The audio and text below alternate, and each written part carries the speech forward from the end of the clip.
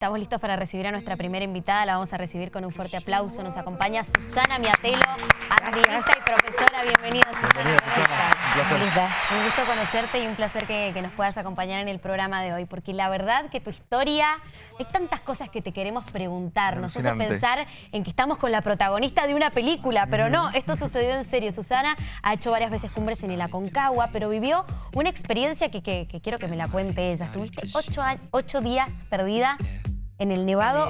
¿Cómo se llama? Ojos del Salado. Es un volcán, Ajá. Ojos del Salado, que está en el límite entre Chile y Argentina. Ajá. En la zona de La Rioja, Puna, Atacama. Sí. Y bueno, generalmente todos los cerros del norte son cerros, para mí, experiencia mucho más complicados que la Aconcagua. Ajá. Porque tenés que luchar mentalmente con la Puna, que es terrible, no hay absolutamente nada, Claro. no ves a nadie, es estepa.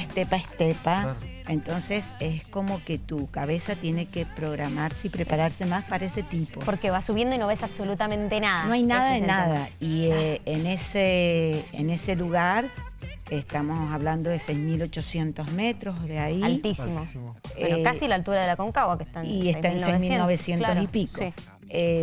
Tenés los cerros más bellos del mundo para mí. Volcanes, de todo. Tenés Pisis, tenés el Cerro Muerto, el Cerro Fraile, el Walter Penn. Una infinidad de cerros que demandan mucha exigencia técnica y Claro. Y física claro. y Tal cual. mental. Y esa expedición que terminó durando 8 días por accidente, ¿cuánto tenía que durar? ¿Vos cuánto era lo 12 planeado que estés 12 ahí? días era lo programado. Bien. 12 días. Nosotros desde Mendoza teníamos que ir a La Rioja y buscábamos a 2 masculinos integrantes de la expedición. Eran 3 varones y yo era la única mujer. Y bueno, y de ahí luego trasladarnos hacia aduana y luego hacia los primeros campamentos base que se hacen para ir de a poco ganando altura y aclimatándote para luego llegar a la cumbre. Claro. ¿Qué edad tenías en ese momento, Susana? Tenía ¿Qué 44 años. Ajá. Esto hace 18 años que pasó. En el 2003, noviembre del 2003 fue la expedición. Claro, porque ahí vemos algunas imágenes, entonces te quería preguntar. Claro, Ajá. en realidad esa película fue filmada por el Discovery Channel, Qué groso. que se conectó conmigo y bueno, los artistas que están ahí es gente de Buenos Aires, son artistas porteños y donde salimos nosotros en algunos relatos. Claro, como que hay imágenes de ficción Claro, se mezcladas recrea con, para ilustrar. con Está la realidad. recreado, obviamente, que Sí, el lugar claro. donde se hizo la película, la serie, digamos. Esa es tu actriz. La que te Exactamente, interpretaba, esa qué es mi bueno. actriz. Susana, ¿y antes habías hecho esta expedición? Antes Yo de este empecé en accidente? el 2002 a hacer montaña. Ajá. Ahí hice mi primer cumbre a Aconcagua, me contacté con un grupo de gente muy grosa y muy exigente. Y bueno, me vieron cómo andaba en montaña y todo eso. Y bueno, y ahí me succionaron para seguir haciendo montaña. A mí me gusta la alta montaña, no me gusta la media montaña. Y bueno, y salió la invitación para ir a este volcán, que en mi vida había ido, no conocía la zona ni nada. Ajá. Pero más o menos estuve preparándome cómo era el tema, Claro. cómo tenía que practicar y todo eso. Me demandó un año de práctica física Sí. para luego ir.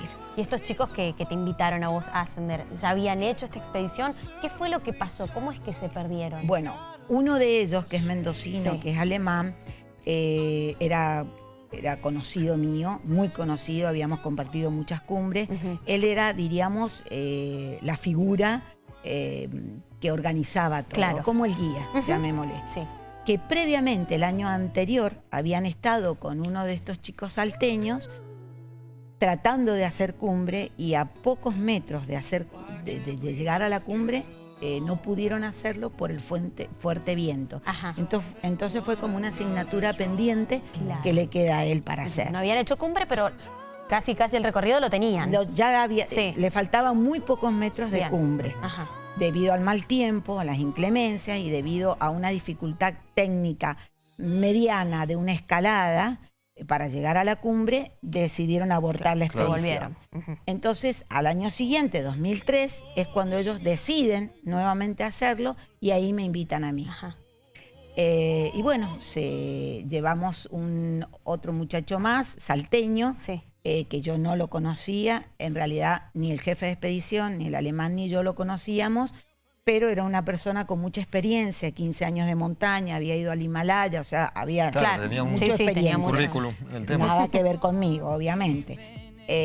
Y bueno, ¿qué pasó?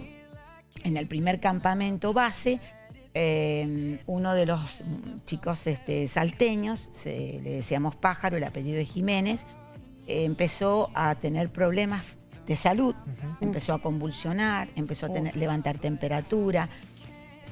¿Tenía algún tipo de antecedentes No tenía con esto, antecedentes. ¿O fue una sorpresa para ustedes? Fue algo que es una sorpresa. Claro. Yo había hecho cumbres con él antes y nunca pasó nada. Aparte un chico de 30 y pico de años, yo 44, o sea, un chico joven, con mucha vitalidad. Bueno, obviamente, las preguntas lógicas de rigor, ¿qué comiste? ¿Qué pasó? ¿Qué hiciste? ¿Qué desarreglo? Etcétera, etcétera. Llegamos a la conclusión de que podría ser algo complicado, porque empezó a convulsionar, tenía que bajar porque faltaba oxígeno. ¿Recordás más o menos a qué altura estaban en ese momento? Sí, eso estábamos a 3.200 metros. Claro, no era una altura importante. No, pero igual una altura importante para volver hacia atrás es significativo. Estaban lejos de cualquier lugar. Claro, entonces no había nada ahí. Lejos de la ayuda, claro. No había ayuda, no había teléfono, nada. Ustedes. Entonces, bueno, decidimos ahí evaluar la situación y el guía alemán decide llevarlo, bajarlo hasta aduana, que la aduana está en Cortaderas, es aduana argentina. ¿Sí? Y ahí la gente se iba a ocupar de trasladarlo al primer lugar, que era Fiambalá que era un pueblo ahí cercano donde lo iban a poder atender. Un pueblito cercano. Bien. Allí lo deja, vuelve a subir a hacer lo deshecho en el camino hasta reunirse con nosotros. ¿Cuánto tiempo duró más o menos esa ida y su vuelta? Eso fue en el día. Ah, perfecto. Claro, ustedes lo esperaron ahí. Nosotros lo esperamos ahí. Bien. Y él volvió y Tinogasta es el otro lugar. ¿Y en qué condiciones lo esperaban ustedes? ¿Nevaba en ese momento? ¿Hacía mucho frío? ¿Era cómoda la espera o...? Era cómoda porque estabas en un refugio. Bien. Podíamos salir, no había mal tiempo. Obviamente estamos hablando de temperaturas bajo cero a esa altura, ¿no es cierto? Bien.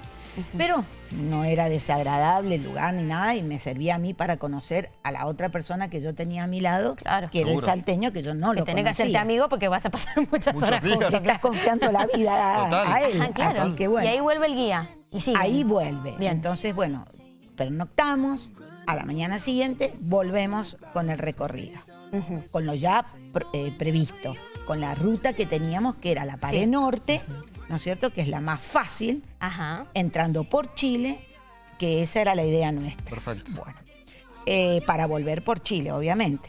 Bueno, seguimos la expedición.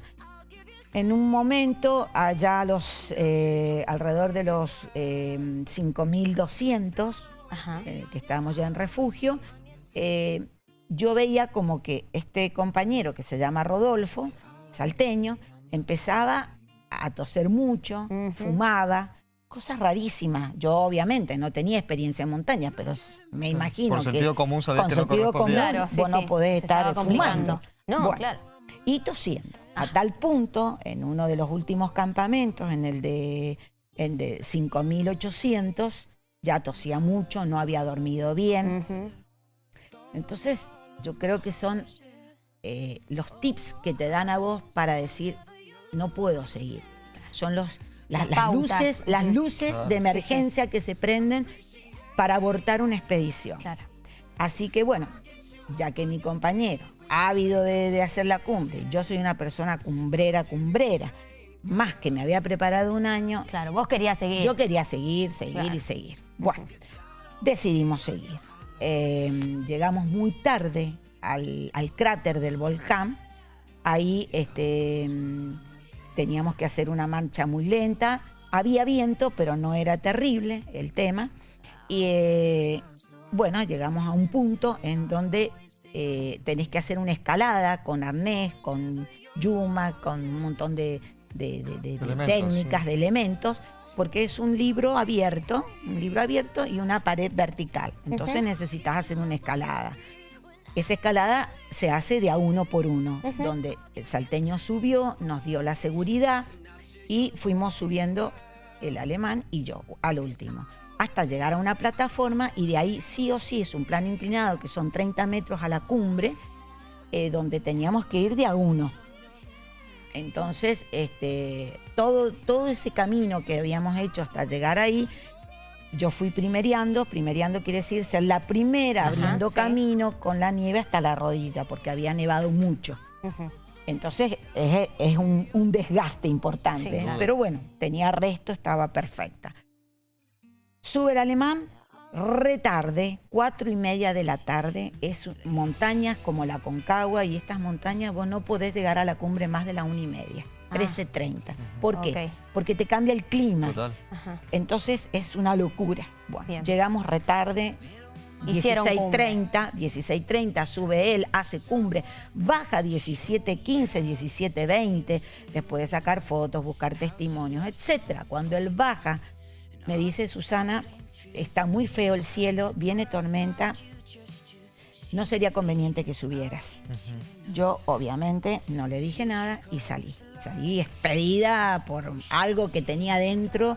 Lógico. Y bueno, empecé a subir, me acompaña el salteño para darme seguridad.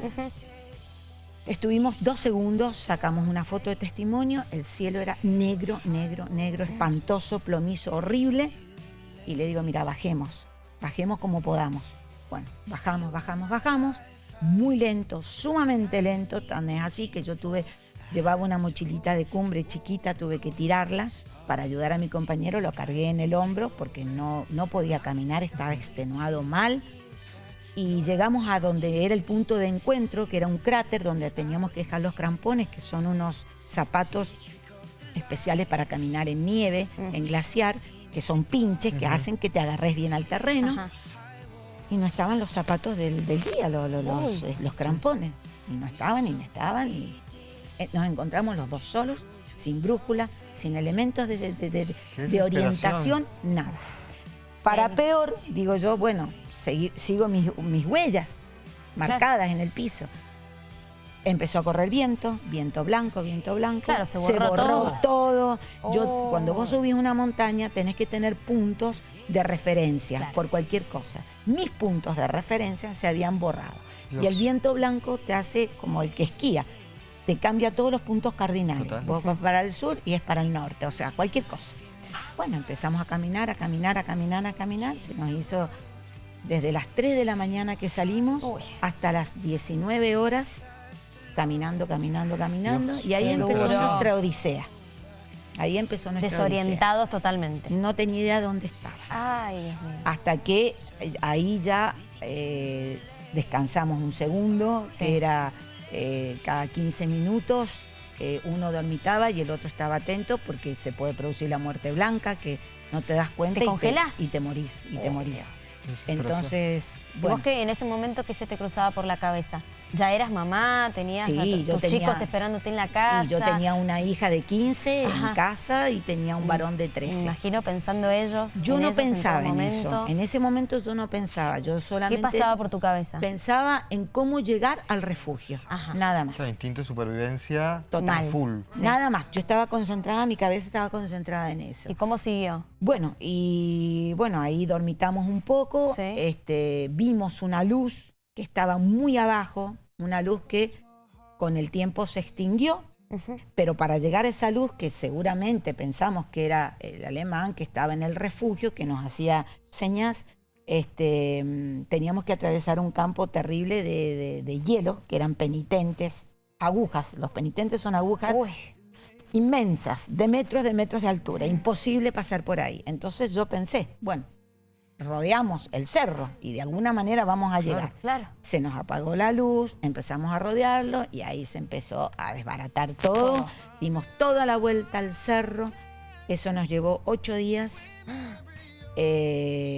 Y bueno, y perdidos. No sabíamos dónde Agua, estábamos. comida, tenían... Agua derretíamos de los hielos. Claro. Derretíamos a las 3 de la tarde, hacíamos pequeños surquitos en la arena, porque es como es terreno volcánico, te permite hacer un surcos con una tapita, me acuerdo de bebida, llenaba un termo, así que imagínate las horas que pasábamos haciendo eso.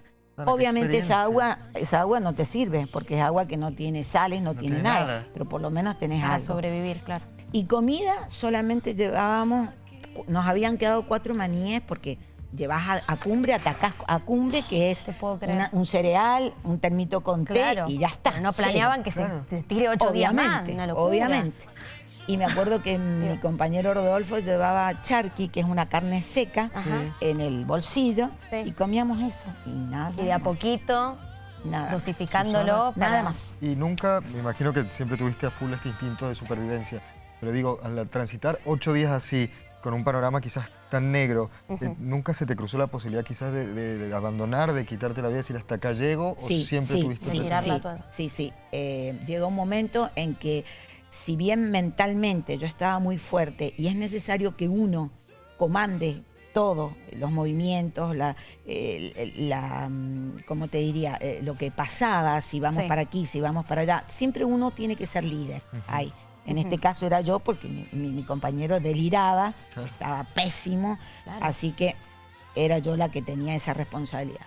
Pasado esa circunstancia en donde él se repone y ya deja de delirar, yo entro en un delirio mío propio que me acuerdo perfectamente, me duró 2 días, en donde estaba desconectada de la realidad, y una vez que pasó todo eso, seguimos caminando, llega un momento en que yo no tenía los pies congelados, no los sentía. Claro. Entonces dije, no, ya está, yo no puedo privar a mi compañero que a lo mejor tiene posibilidades, que por esperarme a mí, él se muera y yo acá que no puedo seguir porque tenía los pies que no los sentía y dije, esto acá debe haber un desastre. Entonces sí pensé en matarme. Iba a subir una pequeña montañita donde estábamos nosotros, le pedí una navaja a él.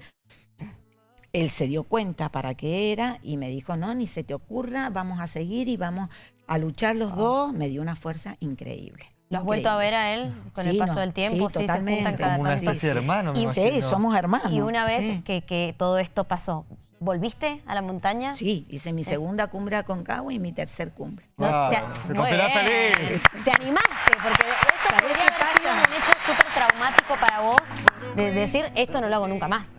Fue traumático, muy traumático, pero yo necesitaba probarme para ver si esto yo lo había de alguna manera internalizado y haber sacado una enseñanza de todo esto.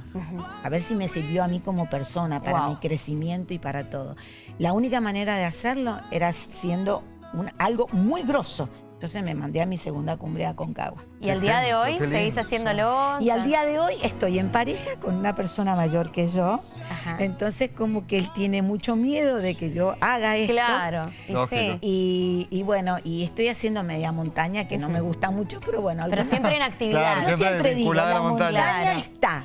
Es cuestión de que vos digas, bueno, voy a ir hacia ella. Siempre está la montaña. Seguro que sí, me encantó. Bueno, qué linda Susana, experiencia. última pregunta que te hago. ¿Dónde se puede ver este documental? Porque que Discovery haya conocido tu historia, te haya contactado, me parece algo como muy grosso. Y me encantaría que puedan verlo. ¿Cómo no? Eso está, por lo menos mis alumnas me han dicho que ellas lo ven en YouTube. En YouTube, perfecto. Entonces, ¿qué buscamos? Ojos del Salado. Ustedes buscan Vivir para Contarlo, que es el programa, y buscan Ojos del Salado por Susana Miatero. Y ahí les va a aparecer. Fuerte el aplauso, por favor. Qué testimonio. Susana, la verdad que ha sido un placer enorme escucharte, escuchar tu historia de película. Impresionante, la verdad. Así que el ejemplo de vitalidad, de buscar salir adelante y de vencer tu propia marca. Esto malo sirva a los demás para que no cometan estos errores. Tal cual. Tal cual, ese es mi mensaje y por Muy eso importante, sin duda. quisiera estar acá. Que no es cualquier cosa ir a subir una montaña, que hay que prepararse mucho, tal cual. Exactamente. Bueno, Susana, muchísimas gracias. Ha sido un No, placer por favor, a enorme. ustedes por Y tenemos por que ver el permitirme. documental. Sí, por supuesto.